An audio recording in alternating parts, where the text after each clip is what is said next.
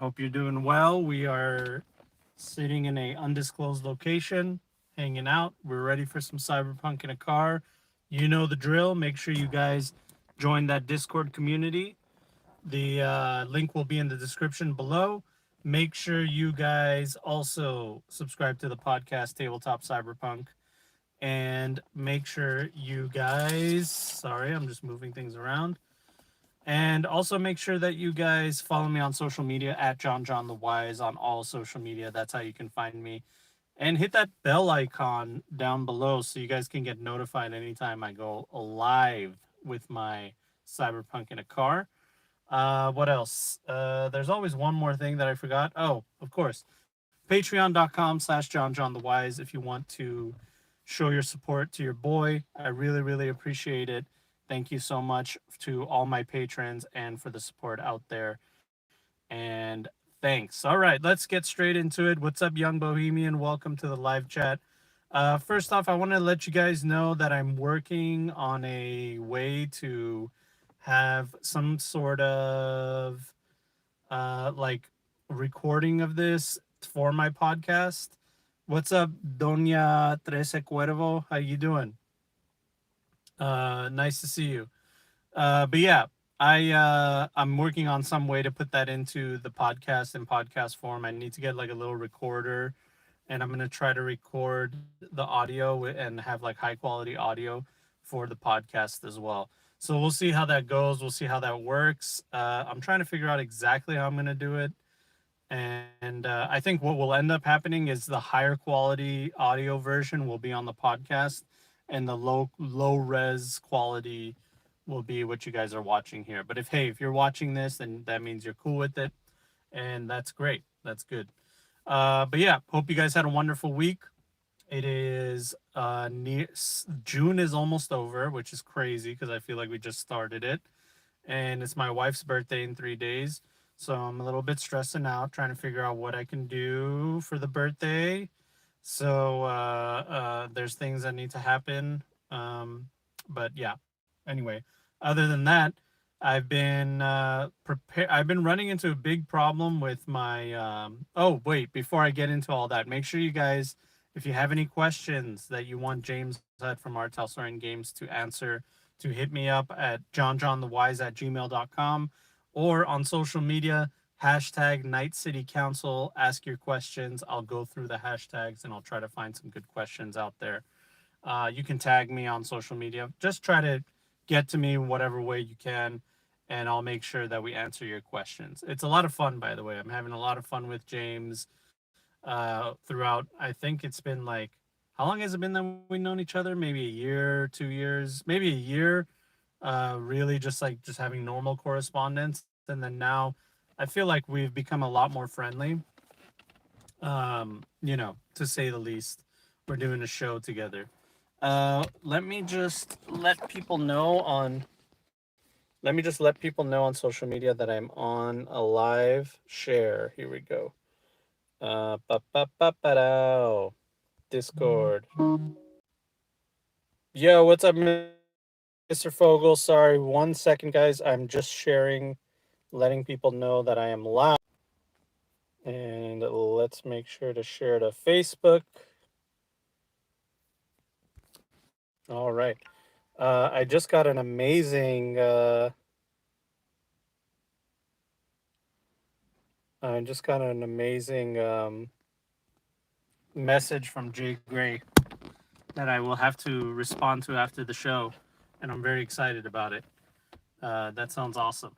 All right, guys. Sorry about that. I'm back. I apologize for that brief technical difficulty. I'm just letting people know that I'm back on. And I'm just trying to angle this really well so you guys can get my beautiful visage. And that's not correct. There we go. Mr. Fogel says, I had my red session last night, all role play. They talked their way out of combat, literally intimidating them. Ha ha ha. Yeah, that's happened to me many, many, many times. You get this combat encounter, you put it together, and audiobook version. Oh, is that what that is? I just got a message from Jay Gray about that. I definitely gotta see what's going on with that. That's awesome. If they did, do they just announce an audiobook version of Listen Up Primitive Screwheads? Wow, that's amazing. That's one of the best books that I've ever read, and I can't wait to listen to it again in audiobook form. It's good to get a refresher. Um, it is on Audible. Oh, is it on Audible? I guess it's not on yet, and I think they announced it, so it'll be on soon. What's up, JD?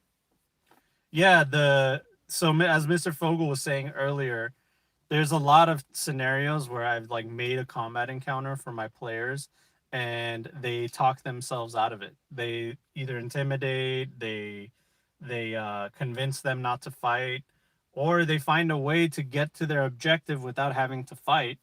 And even though we didn't go through combat, I still like I mean, I don't see how the players didn't have a good time. They solved the problem without firing a gunshot, and in Cyberpunk, that's usually the best way to do things. That's what I really like about the game, even though it's like a grim, dark, violent, combat oriented RPG with cool gunplay and melee combat and all kinds of stuff.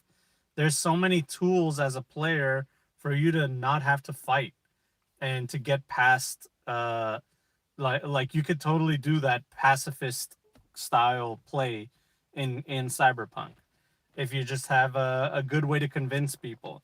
Obviously, if you're ambushed by a bunch of bandits, there isn't much you can do about that. They want to fight, they're gonna fight. There's nothing you can say or do. But there, if like hey, those guys have something that we need, go get it from them. Your first idea is, well, we'll just shoot them till they die from it, and then we'll take the things that we need. But there's actually another chance where you can just go talk to them and try to work out a deal, or fool them into thinking that you're part of their organization, or you're just a maintenance crew coming in to fix a broken light bulb, and then you steal some corporate secrets and stuff like that. So there's all kinds of really fun ways in Cyberpunk for you to get around it. I do usually feel really bad if I've had two sessions in a row and we haven't had combat. On the third session, I'm like, all right, you guys are getting jumped. You're getting jumped. You're gonna get into a fight because that's like a part of Cyberpunk, in my opinion.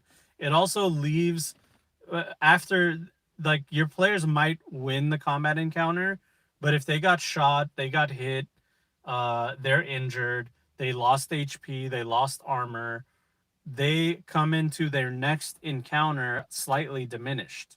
They're not like 100%, and that leaves a lot of risk reward situations for them. It's like, yeah, I would have been okay with getting into another combat encounter, or getting into this combat encounter that we're about to get into, but you know what? We just had two like major gunfights like today, and I don't think that I can handle another one, to be honest with you. So maybe we should try to work a diplomatic way, or a smart, cunning way to get around this problem, because I can't afford to get into another grueling gunfight. And that's something that I always love exploring. My sessions, I make sure to let the players know that a day has passed, or 2 days, or a week, or whatever it is, because I want them to remember, hey, you didn't heal from last session. All right. There's no long rest, there's no short rest. You got into a gunfight, you're bleeding, you went to the clinic, it's still the same day. You still have to go and get your objective done. Yeah, you can put it off. You can be like, you know what? Why don't we regroup? Let's rest for a week, and then in a week we'll go and we'll try to figure out what we're supposed to do. But usually players like to roll the dice. In my experience, they like to go, you know what? Fuck it. Let's just get straight into it. Let's just go back into the fight, because you know what? This is what we do. And it leaves for a lot of interesting stories and a lot of interesting situations. Uh, Mr. Fogel says, I was worried that my solo was getting bored. He was not, lol. Yeah, yeah, I know. I worry about the same thing, because the thing is, unlike other RPGs that are more traditional, let's say, where you have the guy that is the fighter, you have the guy that is the magic man, the healer, etc. In Cyberpunk, everybody is a human being. And every human being has to fight to survive in Cyberpunk and has to figure out a way to survive, whether it's through violence, physical force, their cunning, their wit, their resources, their allies, or just dumb luck. There's so many things that help you with your survival that have very little to do with your personal expertise, let's say, whether you're a corporate or a fixer or a solo. So combat is just one necessary aspect to the cyberpunk world, but there's also the other necessary aspects. If you're just a solo with all the big guns and an 11 body and a linear frame and cyberware to the point where you're almost cyber psycho, you're really good at doing one thing. You're really good at killing people and not dying. But you know what? Once word gets around that you exist, there are organizations like Max Tech or C SWAT that specialize in opening up your tin can. And there are organizations like Arasaka and Militech that, in the time of the Red, would love to strip you for parts and reverse engineer some of the old tech that you have in you. And there's other organizations like booster gangs, guardian gangs, or any other party gangs, whatever, gangs in Night City and major cities that are like, hey, there's this nasty cyber psycho walking around murdering everybody.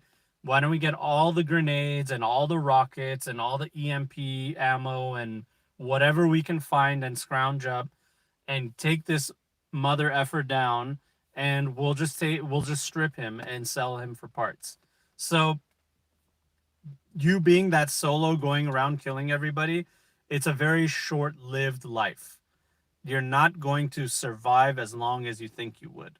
Survival in Cyberpunk has everything to do with all the other stuff too. It's a combination. You have to have everything well rounded. You still have to have a place to sleep. You have to have a safe place to sleep. There's, unless you have some kind of crazy cyberware where you've become cyber psycho and you don't need sleep for some reason, you need to eventually sleep. And when you close your eyes and you go to sleep, you're vulnerable.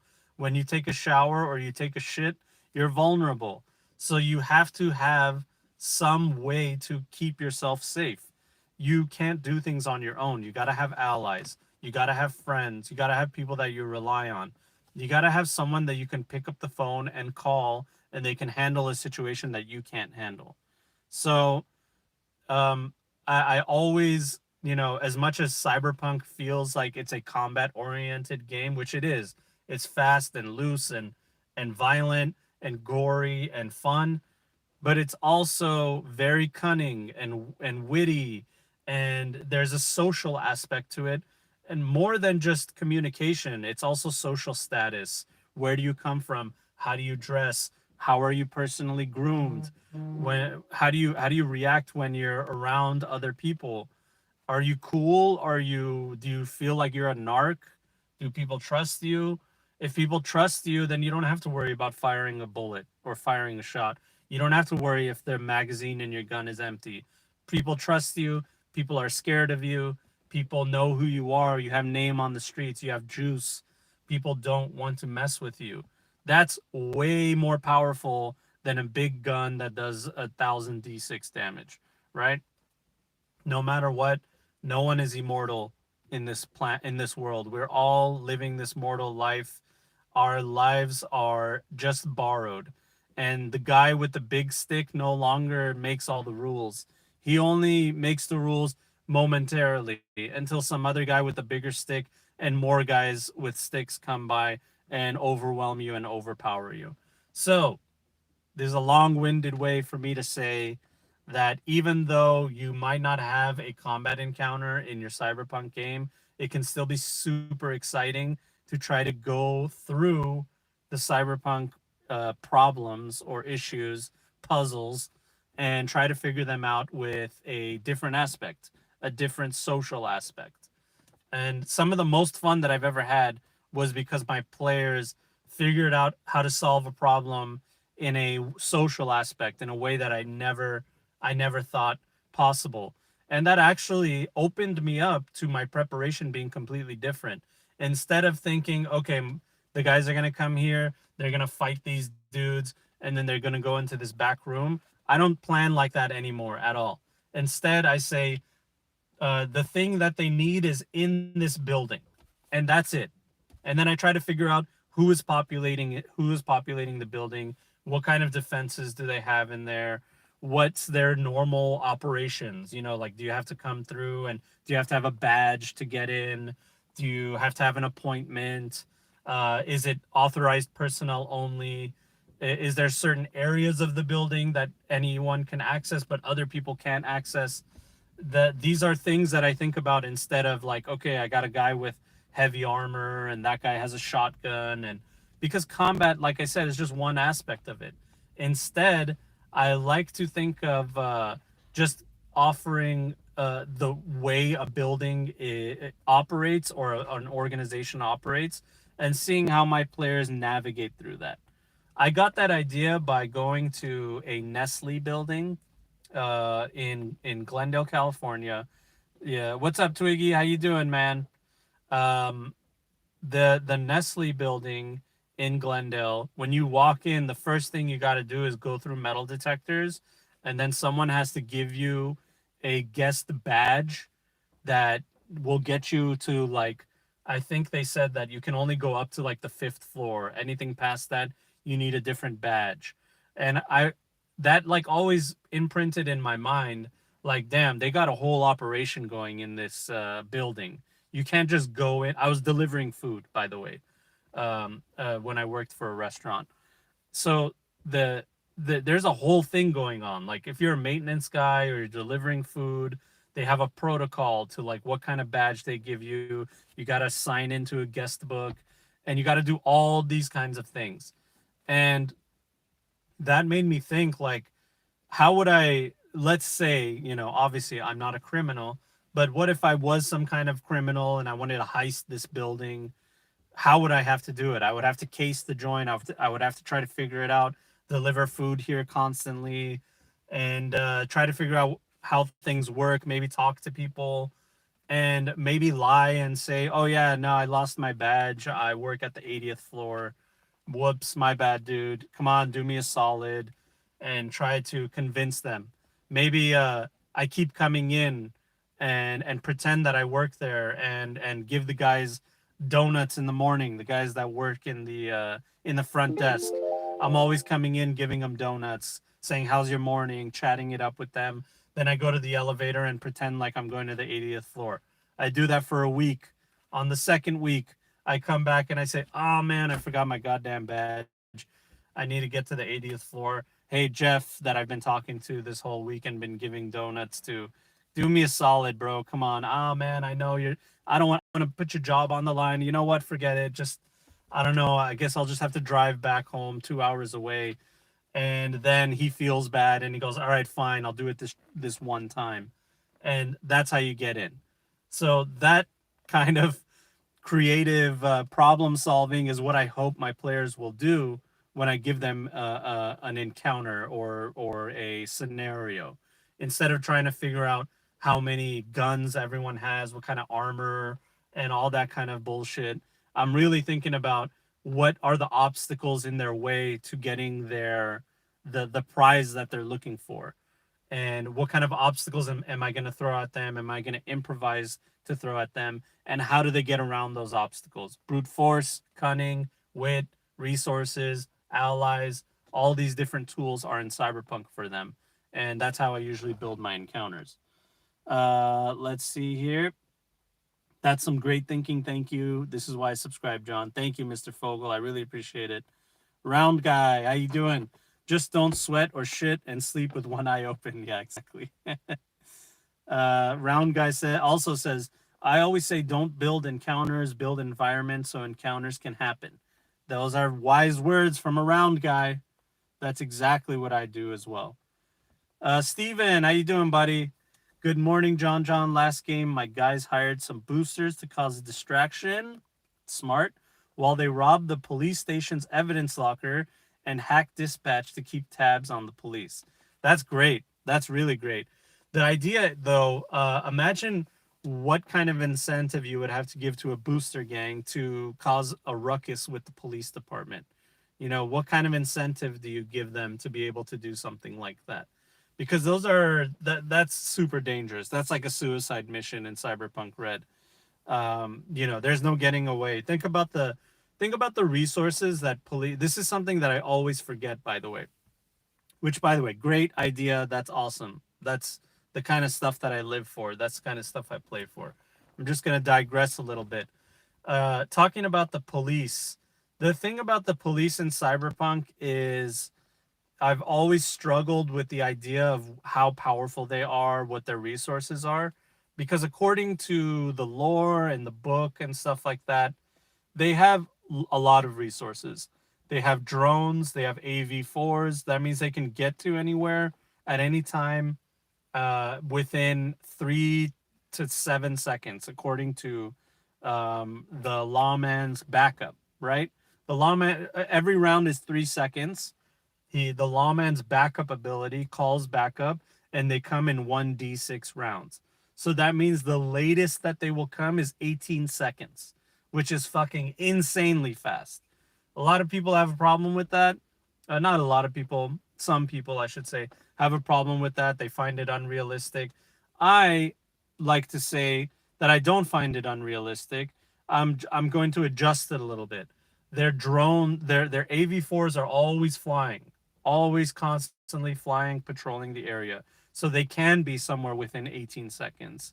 They have drones that are flying all over the area, unmanned drones that are remote controlled or even automated with AI, with some kind of demon dummy AI, and those are always flying around.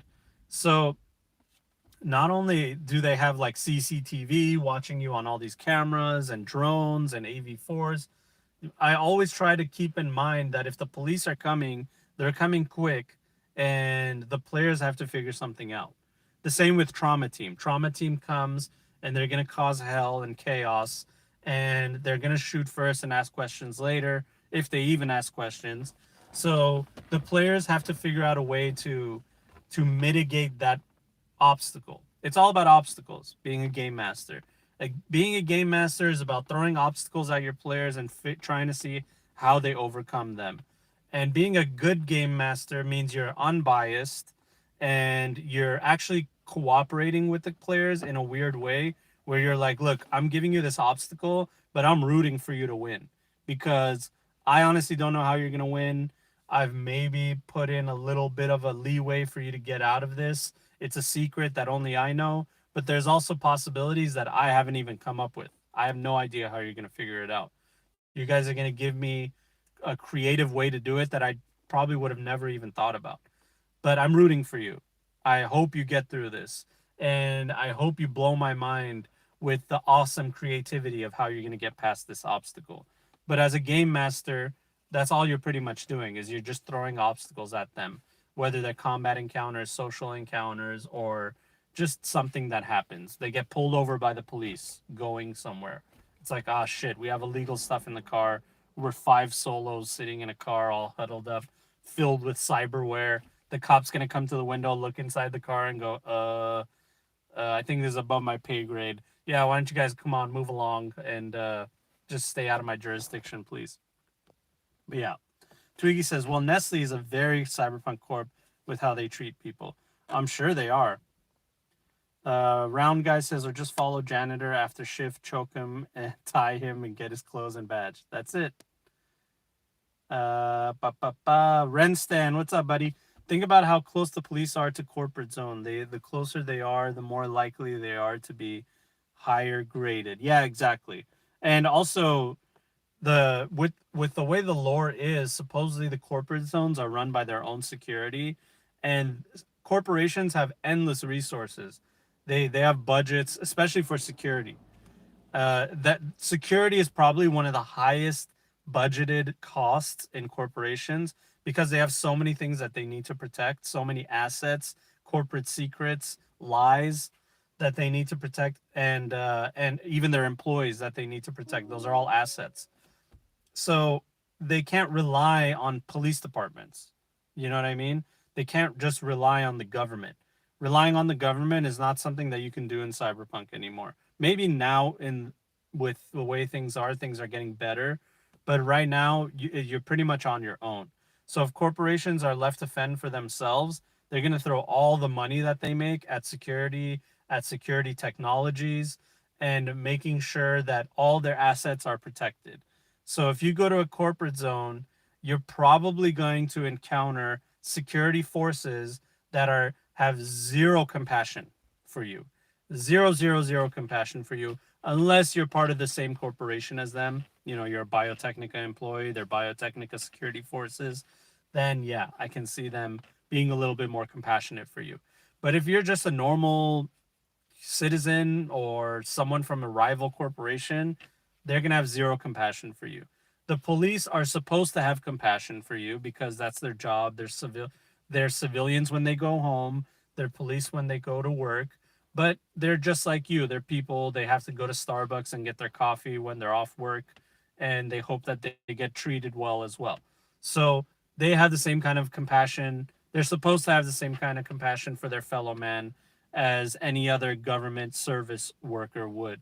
But corporate security, on the other hand, they could give a shit whether you suffer or not, as long as you get away from their area, because this is their jurisdiction that they're working in. So I would be, if I were players, I would be more scared of messing with the peace in a corporate area than I would anywhere else. Let's see, Twiggy.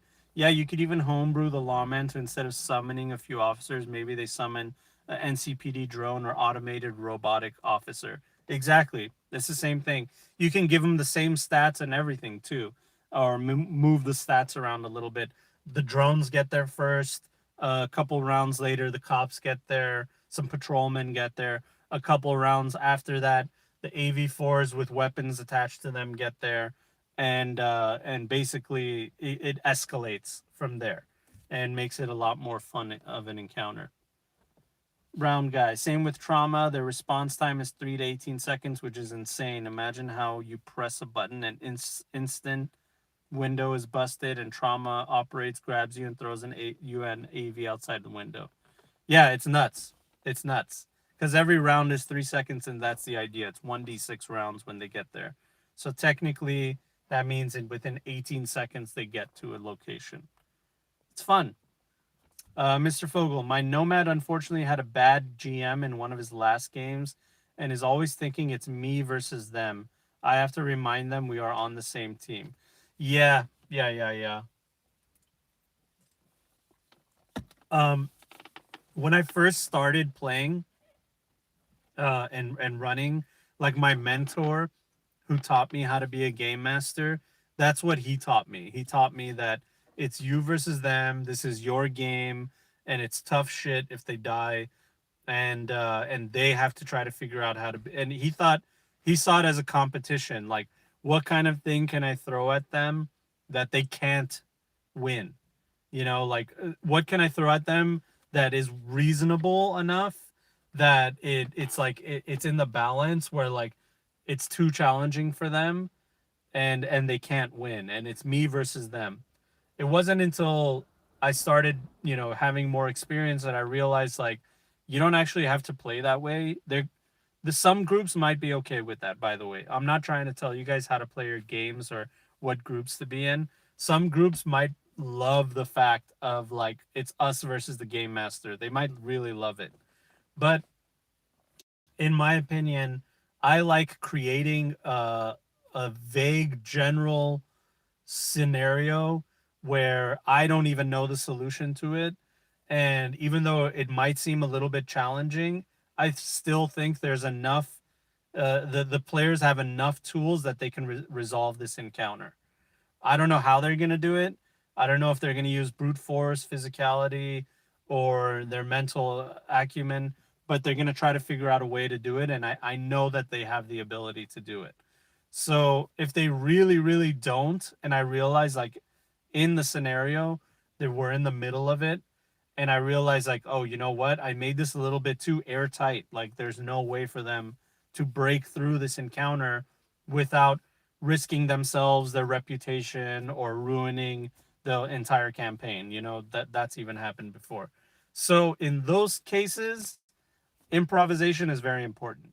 It's very important to throw a little bit of a bone, a little bit of a hint, because you made this a little bit too impossible.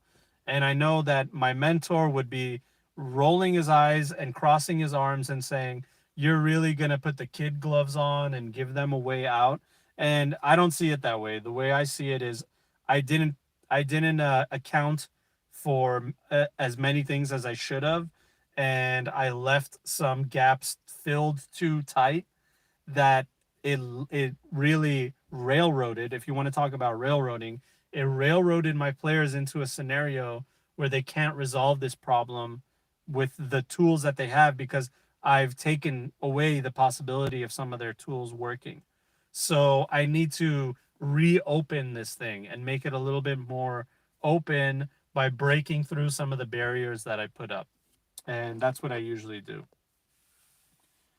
Twiggy says, "See, as a DM, I wish my group would think outside the box, but all they ever do is combat, murder, or just end the threat.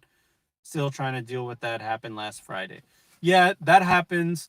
The only solution with that is because look, the fact of the matter is, if your players are used to play, if their idea of playing Dungeons and Dragons or whatever game you guys are playing, if what they think the game is you fight, you kill, you gain XP, and you gain loot, then that's the single-minded way that they're going to come at all the problems. And everything you throw at there's a saying, if you're a hammer, everything looks like a nail. And that's the problem. All your players are hammers, and they think every problem that you throw at them is a nail, and so their only objective is to hammer that nail. But you need to remind your players that they're not hammers, that they're human beings, that they're people, that they're many tools, that they're many things. There's many aspects to them. They have a background. They have allies, they have enemies, they have family, they have strengths, they have weaknesses that are outside of combat. You know, maybe they're not good in a social situation. Maybe they have something against Dragonborn, and they're dwarves, and they have something against Dragonborn. That's part of their background. So when you throw a Dragonborn in the situation where they have to be allied with one to be able to get to the goal that they're looking for, you're all of a sudden putting them in a conflicted situation, and they really have to think about it, and that's a lot more interesting than swinging your sword or shooting your gun, in my opinion. So you have to make sure that you throw obstacles at your players that cannot be resolved with combat. It's a little bit more nuanced. There's a little bit more to it than just making a combat encounter, but there's a way to do it. It's possible. I've seen it done. I've done it myself. You just have to take into account your player's background, your player's history, their strengths and weaknesses, their social aspects. Look at their character sheet. Look at the skills that they have. See what they're lacking. See what they're strong in. And anytime you challenge their weaknesses, make sure you give them a chance to exemplify their strengths as well. So you know, it's a dance, it's a game. The whole reason my channel exists and other channels like mine is because it's a complicated issue. It's not black and white. And the reason I can every week I can sit here and give you guys advice is because it's such a vast game. The game, and I'm not just talking about Cyberpunk, I'm talking about tabletop role playing pen and paper games. The game of those games is such a vast game with so many aspects to it that we can literally sit here for hours with thousands and thousands of scenarios and thousands of solutions to those scenarios, and thinking that combat is the only way that you can get through it is a limited mindset. And the only way you can get past that is by creating creative encounters that involve things outside of combat. And also remember to incentivize your players to use things other than combat. Remember to incentivize them to try to figure out how to get through this obstacle without using their weapons, because they can make another ally. They have a better reputation with people because it's like, oh, we can work with this guy. He doesn't just fly off the handle and start shooting his gun. when we start working with them. Oh, this person can be trusted because they did a few jobs for me and they delivered the package without anybody dying. The police didn't have to get involved. There was no investigation as to why there was dead bodies where I needed to deliver my package. So this is good. We're flying under the radar. We're making money, and no one's dying. Bada bing, bada boom. This is what way better scenario than I ever expected. So yeah. Ba, ba, ba. What's up, Jimmy? Yeah, I did. One time I did use an incoming trauma team as a force of nature. Yeah, that's actually so one of the wise guys sessions, I had a scenario where they were supposed to go through this hotel. I talked about it before. It was like a dungeon crawl. One of the specific things that I said to myself is there's this one corporate in this room. He has nothing to do with anything that's going on in the story.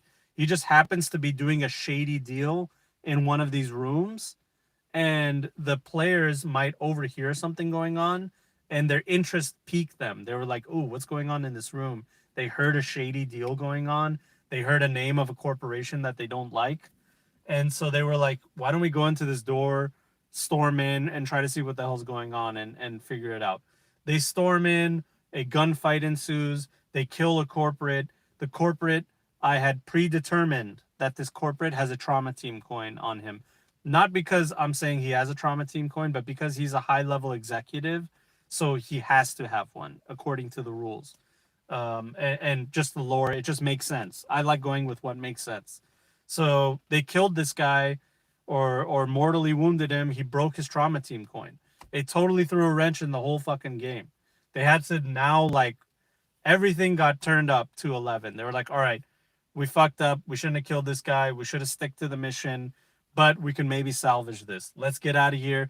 Now they were trying to approach another room where they were supposed to get a thing. They were supposed to pick up somebody that was kind of like a prisoner. They, instead of like going and like sneaking in and pretending that they were somebody, they were like, we don't have time for this bullshit. Kick down that door. We got to pick up our guy and we got to get the fuck out of here. So they kicked down the door, got into a combat encounter, picked up the guy, broke a window, jumped out of like the third floor of a hotel with the grapple hook, and they got out of the building before trauma team, right when trauma team came and swarmed the entire place. So the whole scenario that they got themselves into, they had to just use speed and brute force to get themselves out of it, which was great. It was fun. But yep, exactly as Jimmy said. Round Guy has some really great advice about social encounters. Young Bohemian, speaking of drones, have you had any experience running them? No, personally, no. Let me just unplug this charger because this thing's starting to get hot.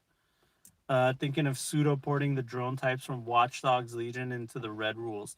I mean, the way I've run drones is I've run them as an object I've run them as mobile turrets. So you take the rules for turrets in Cyberpunk Red for like automated turrets that net runners can hack and stuff like that. And I just basically made them mobile turrets. That's basically what they are. They have a camera on them, they have weapons on them, and they can fly around the place. So a net runner can try to hack it. I would allow that, or you know, you can try to shoot it out of the sky and stuff like that. You give them low SDP, structural damage points, which is its HP. You give them low amounts, you know, because they're just made of parts. So if I shoot a high caliber rifle round at a drone, I would expect it to at least change its trajectory and maybe fall down, malfunction or something like that. So it doesn't have to be like this heavily armored tanky drone. It can just have, but it's very dangerous, the fact that it can get anywhere and just fire at you like your cover means nothing because it just flies over you and it can shoot you.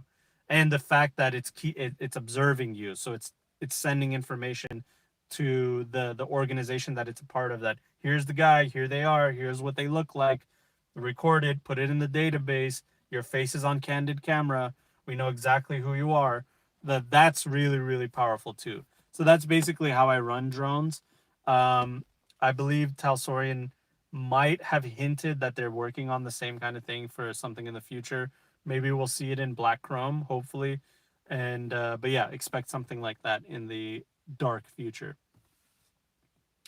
Young Bohemian also says, I can see that adversarial DM mindset working for like D&D, especially one shot dungeon runs where you literally feel like you're beating the DM's plans.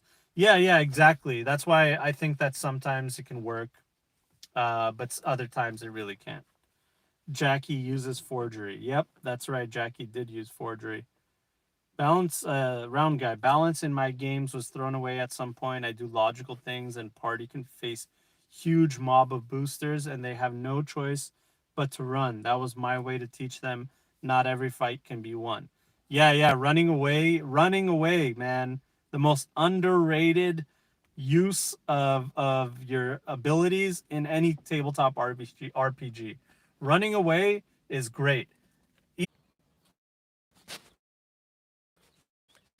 Sorry about that, guys. My phone got too warm and it malfunctioned. But yeah, I was saying running away is very important and it's very smart to do. I would recommend it highly. It's not done enough. Austin will never be the same again. That's right, Renston. Let's see here. I'm trying to catch up with chat. Hell, we can talk days and weeks about TTRPGs, but every DM doesn't need solutions on every single problem. They need solution how they configure their own game themselves. Yeah, that's true. That's the thing. Everybody has to try to figure things out on their own, really. Twiggy, if my players ever did do something outside the box, I would grant bonus XP, extra loot, etc. It just they didn't care much and they just wanted to head first into things. Well, that's the thing. You also have to realize that that's the kind of party that you have. If that's how they have fun, then you can't force them to have any other type of fun. That's what they find fun. The question is, do you enjoy that as a game master? Do you enjoy that type of gameplay? Well, you maybe not. Maybe you don't. You know what I mean? Maybe that's not something that you're into. So you have to reevaluate it and be like, you know what? Maybe this group doesn't work for me. That's not something easy to do as a game master, especially when you have a group already. But if you're not having fun, then what are you doing? Why are you showing up and refereeing a game that you're not having fun with? That doesn't make any sense to me. So I always recommend that know your group, know your party, know how they play, because that's really important. Uh, ba, ba, ba. Mr. Skullbaby, my crew was surprised by has surprised by doubling back to contact a fixer that set them up for an ambush as a session 0 roleplay, and angle for a favor since he fucked them over versus scorched earth retribution. Oh, that's fun. I liked it. Ba ba ba. Sorry, I'm just player controlled combat drones and robots would be fun. Damn, I need to catch up on. There's a lot of chat. On the other note, Round Guy says recently I wanted to watch a movie so to grab some inspiration, so I chose Escape from LA. That was hilarious. I never noticed that Snake Plissken is awful at what he's doing. Yeah, there's a lot of good cyberpunk movies out there. The Adventures of Meth Mutt and Chainhound are a go. Oh, nice. I caught up. So he got auto rifle right. He shoots one guy from it before losing it forever. The rest of the movie, he just walks places and lose stuff. Yeah, that's fun. That's basically how every TTRPG group definitely goes. I mean, look, the fact of the matter is when we make our characters and games and RPGs, we're always keeping in mind how competent they are in combat, in a combat encounter, because they're going to be in combat encounters. It's going to happen. It's going to happen a lot. So we have to make sure that, like, it happened with my Patreon game. One of the players realized, like, oh shit, I didn't put enough points into evasion, and I definitely need to do that. That's something you need to do no matter what, even whether you're a combat oriented player or you're a social oriented player. At at some point, somebody's going to try to take something that's yours by force, and the only way that you can resist them is by using your own opposing force, and that's just how it goes. but that's not going to be all the time. It's not all the time. It's just the times you don't want to have too many weaknesses in Cyberpunk, because weaknesses mean that you can be outplayed, outmaneuvered, and eventually lose your life to something that your other party members are being, are able to get through. So you want to make sure that your character is well rounded in every aspect. And if there's any holes in their game, that those holes are filled with allies, with resources, or with some other cunning way to fill those holes. If I'm not a social character, I got to make sure that the social guy in my group does all the talking, because I'm terrible at that. Hopefully, they don't ask me questions because I'm going to muck it up. And that's another aspect of it. All right. All right, my dudes. That's it for me today. It's a little bit of a short one. I got a busy morning. Sorry about the disconnect. I really appreciate you guys being a part of this. Thank you guys so much for your support and your love. Make sure you guys go to www.patreon.com/JonJonTheWise if you want to show some support. I really appreciate it. I appreciate all the love that I'm getting from this community. Stay tuned for some more fun stuff that I have lined up. I really love you guys and I love this community, and I can't wait to show you guys some more stuff. All right?